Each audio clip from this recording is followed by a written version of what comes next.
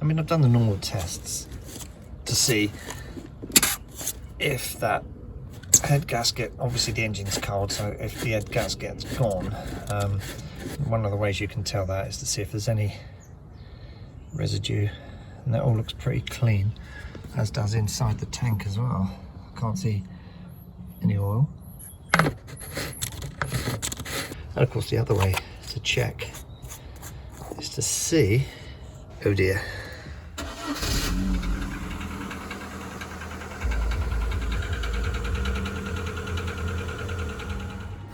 so I dropped the car off this morning at Eastgate Motors. It's my friend Steve who runs it, and he's been working on it. He reckons he's flushed out the oil and he might have improved that rattle. Let's wait and see.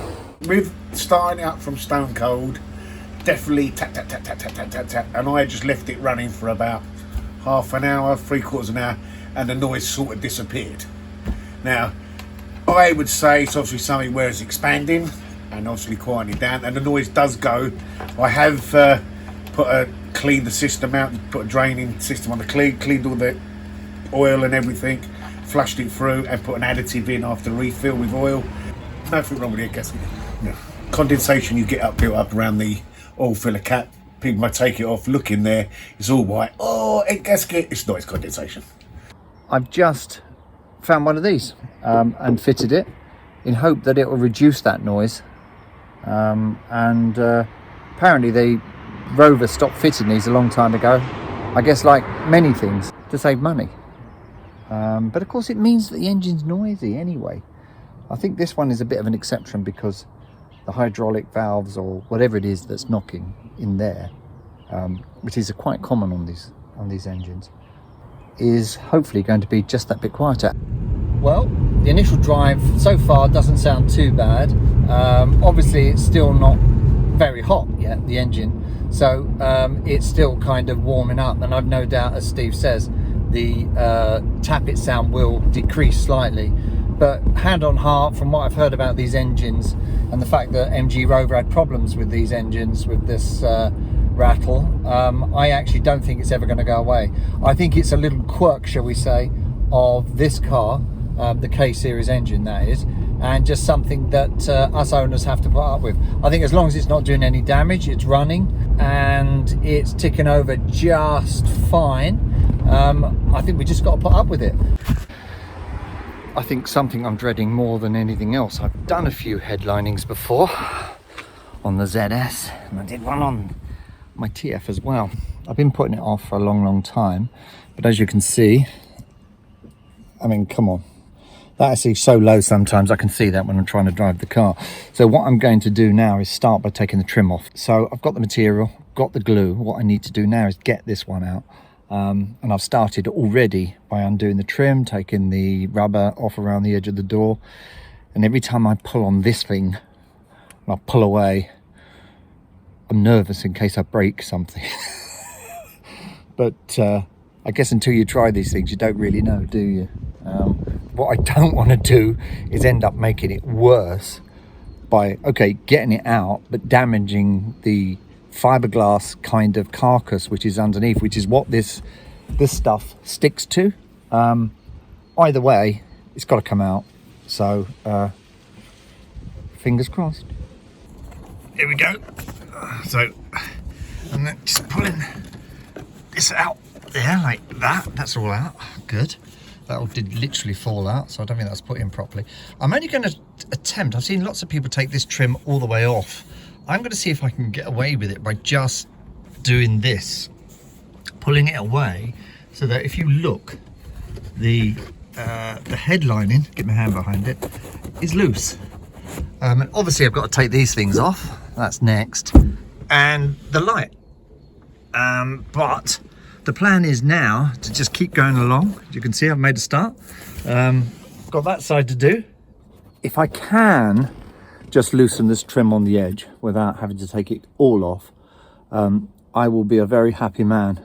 Then all I got to do is raise the hatch at the back, and apparently it goes out via the back door. Ooh, matron. And then the next thing is to just see what's worrying me is all the back of this, where this thing's going, is making an impression on it. But let's give it a go. So there we go. Oh God, a bit of a click, but hey, let's get this one out here as well. And then just literally, that should all pull out now, one after the other. There you go. Kind of satisfying sound that in some ways. Also a nerve-wracking one in that you hope you haven't busted all the clips behind it, or worse still, the perspex. But anyway, I've taken the 2 screws out there, or the 2 fixings in the back now, so she's quite loose. That next, that bit.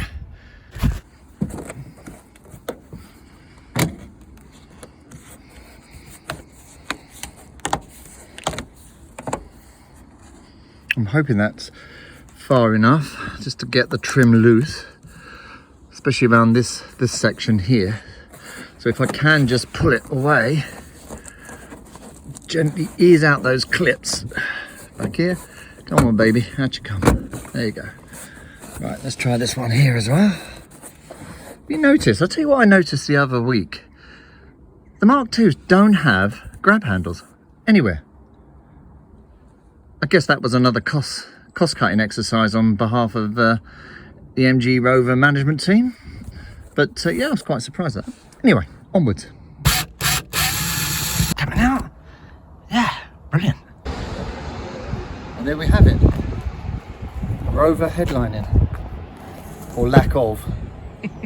What I love finding out when you're kind of moving stuff around that ain't been moved since it was built was just silly little things like that, for example. Sad, but amazing. Right, now the good bit, cleaning this. Oh, I hate this job. It's really interesting when you get these things out. You can see just how damaged they really are. So lots of marks here, not to mention all the fact that the glue's gone. But in some stages, here, have a look at that, that's gone there. So, but that looks like something's been put in the back of it. You know, it's a hatchback, so a lot of people stick all their rubbish in it, don't they? Garden waste, goodness knows what else. Anyway, let's get this off. Now this bit does come off quite easy. I mean, this is literally the easy bit. The worst bit is going to be when we come to scraping this off. I actually saw someone doing this with a Hoover, so I'm going to give it a go and just see if it's that easy.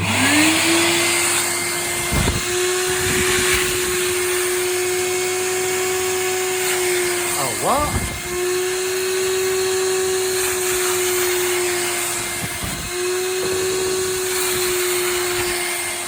Oh yeah, baby.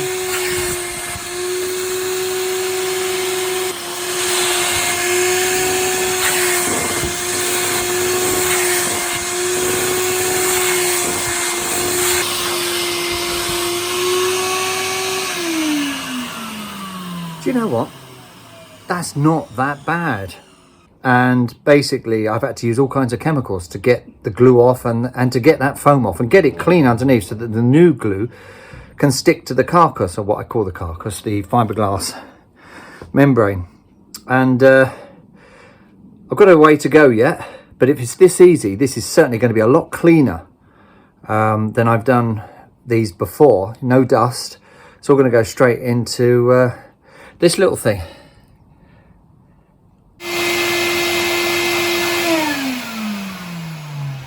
Okay, so hoovering done. That's not bad. That's not bad. That's quite clean. And it's got to be as clean as possible, obviously, for the glue to stick to it. So I think we've achieved that. So a bit more cleaning, and then we're ready to get the glue on. Here we go then. So, one stage at a time. I'm spraying this section first, the underside. Then I'm going to spray across the top. Then I'm going to flip it back. Then I hope it works. So let's give it a go. Right, so, oh God, it's a bit like Spider-Man actually, this stuff when you spray it. Look at this, it's like having a web. It's like, look at that. Anyway, probably put too much on there. There you go. So again, in sections, going across like this.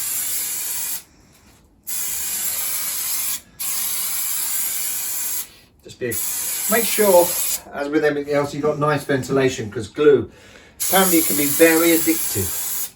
The smell, that is.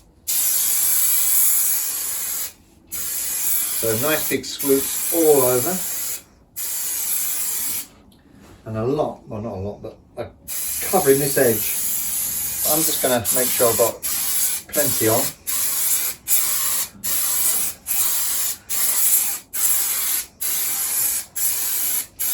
Now, I've got to cover this side of it as well. So effectively you've got two adhesive surfaces. So let's give this a go.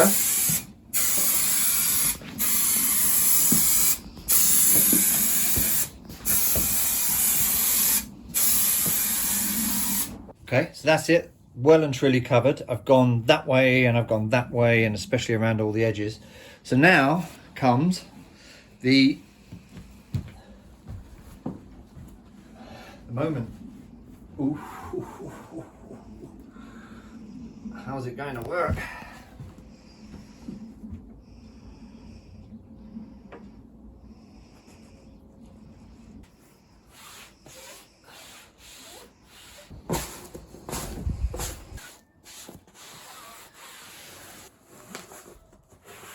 The thing is with this, you have got to be so quick. Right, that's it. That's not too bad.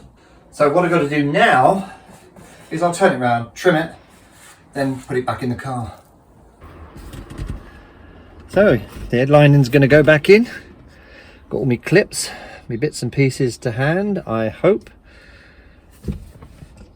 Now we just got to be careful we don't damage it getting in. I've got the missus to give me a hand, put it back in now. Let's push it forward. Now? Yeah, just gently, very slowly.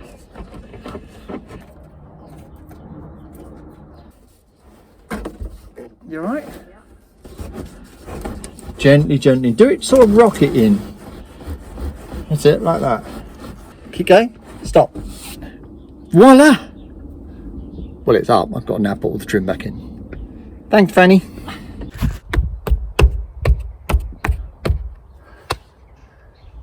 And that is that. Brand new headlining. No more sagging. At least I can see out the windscreen now, and it's not kind of hanging down in front of my line of sight.